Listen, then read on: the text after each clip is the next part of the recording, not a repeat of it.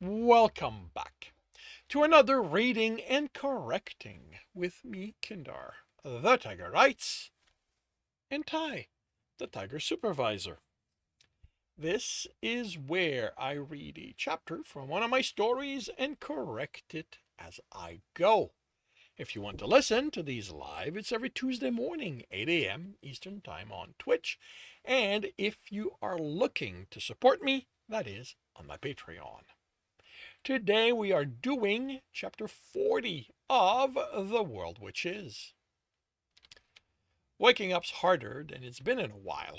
I'm sore from the fighting, figure, until I notice the debuff with the broken bed on it in it. System query. Improper sleep. Debuff. Physical, mental. You have not slept properly. The reason could be that your bedding was not appropriate, that you were not protected from the environment, or were unable to sleep long enough to be fully rested. You suffer a 13% penalty to all dexterity and intelligence base skilled. System note. Penalty can only be removed through getting proper sleep, the use of appropriate healing magic, or the use of buffs to counteract the debuff. System note. The debuff is cumulative for each day without proper sleep. It's yellow, which in this case means it isn't all that bad, since there isn't a timer attached to it. But I hope I get to sleep in a bed tonight. Brandon and Ellen look better than I feel as they roll their bedrolls, but Silver seems dazed as she takes her violin out of its case. She plucks the string, adjusting their tension, then plays a quiet melody. Brendan frowns at her, but goes back to getting the fire going again. I'm too out of it myself to question her, until I notice the debuff turning green. By the time it's gone, Brandon has a kettle on the fire, and she switches to something more upbeat. The icon is barely visible, but I still focus on it. System query. Energized. Buff. Physical. You feel energized. You are ready to take on the day. 13% increase to movement speed and physical skill. Silver catches me glancing at her and smiles. When she stops, the icon is yellow with a 4-hour timer counting down. I didn't know bards had these kinds of spells, Brendan says, crushing dried leaves and three plain wooden cups. You'd make one hell of a travel companion. We travel a lot, so all the early spell songs we learn are geared toward making that easier. Brendan's thoughtful as he adds hot water to them. So you can replace lack of sleep? Not yet. My Get Awake song only removes one night's bad sleep, and I can't stack the song. I need it to reach level 13 before I'll do 2 nights, and then it adds then it adds one for each train. But there is a Don't Sleep song, which I don't know yet, and only start having an effect at level 13. It takes away one night per train? Alan asks, when then looks at the steaming cups. Where's mine? I don't know. Brendan replies, wherever you packed it, I'm guessing. She snorts, and a carved wooden cup is in her hand. I don't make out the detail, I've seen inlaid, but I see inlaid metal. Then she has a mortar and pestle in which she places leaves and dried fruits. Brandon rolls his eyes as she mashes them together with an air of indifference. Then she puts the content in her cup and pours water from the kettle over it. I figured you two didn't have cups, Brendan says as he hands us one each. That's something we'll need to remedy. You could have had them get one yesterday, Ellen says innocently. I was kind of busy thinking about getting us out of Toronto without getting caught by the police or Xander's men. I'm surprised it took so much thinking, she replies, considering how often that's how you leave the city. Thank you, I say before he can reply, for the tea. He glares at her sister before looking in my direction. You're welcome. How are you for food? Even with your buff, Silver, I don't want to spend any more time than needed stopped. I have enough jerky for everyone, I say, for a while, too. I stocked up on it before getting to the club. I have a few days' worth of travel cake, she answers. Good. Both things that don't go bad. Good thinking. Finish your tea and we'll get moving. We can eat while we walk. He pauses. You did you think to bring food? You did think to bring food, right, Elle? Why, no, Brendan. I figured that you, as the strong man of the family, was going to insist on providing for poor little me. He rolls his eyes and eyes her. He rolls his eyes and drinks. I exchange a look with Silver. How quickly is this going to take to get old? It takes us under an hour to walk out of the fields, then it's maybe another one to reach West Road, with a caravan moving along it. I hurry ahead, then call out to them, only to skid to a stop as the closest guard. As the closest guard,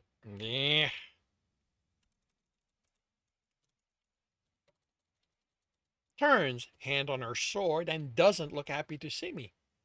Hi, I say as she looks beyond me. She looks at the distance separating us, and I raise my hands. Hi, she says, tone cautious. We're heading in the same direction as you.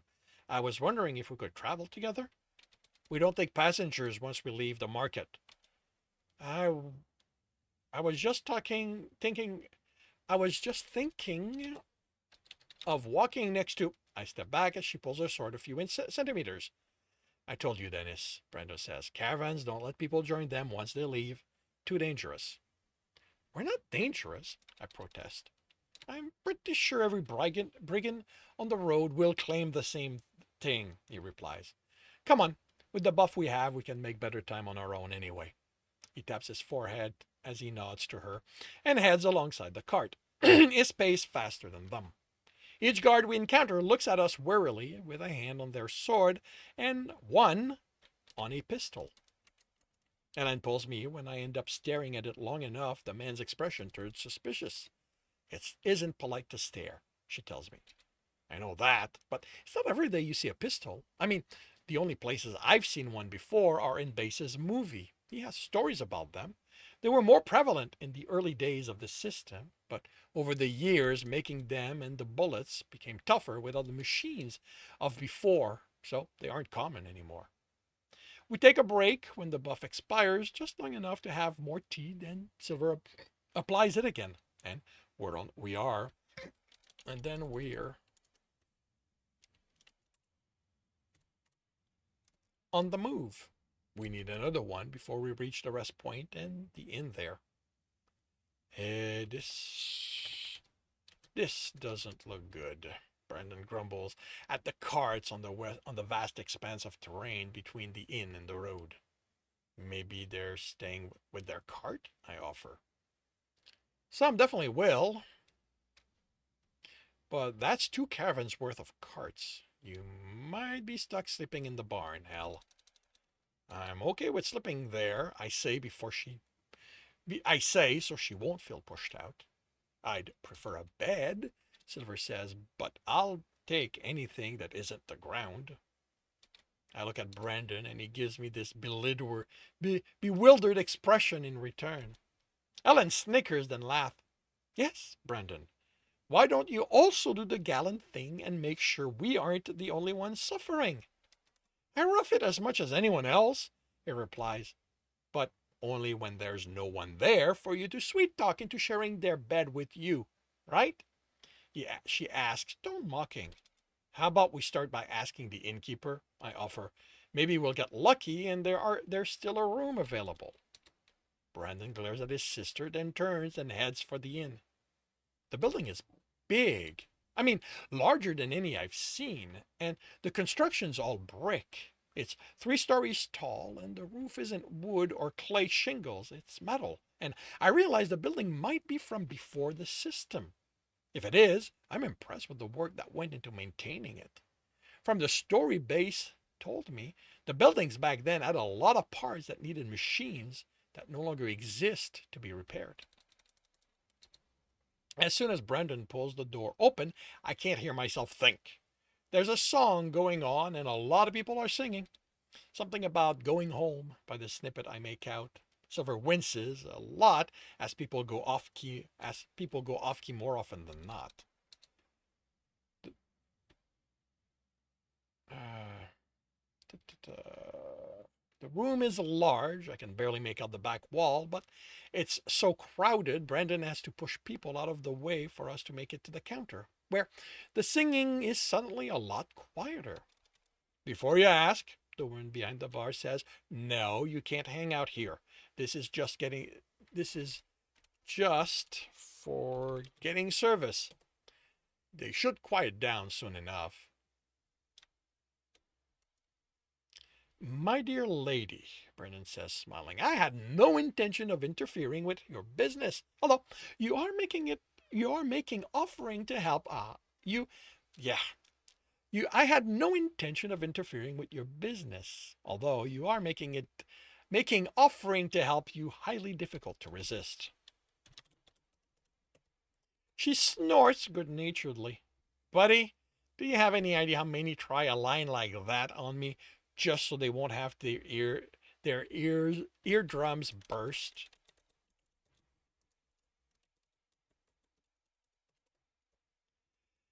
He puts his elbows on the counter and leans forward, lowering his voice slightly. "Tell me what to do, and I shall. How about I have you scrub the plates? Once we've settled if you have rooms, my companion and I can rent.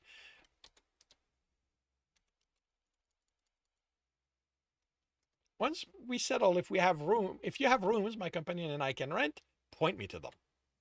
"Are you serious?" she asked, stunned.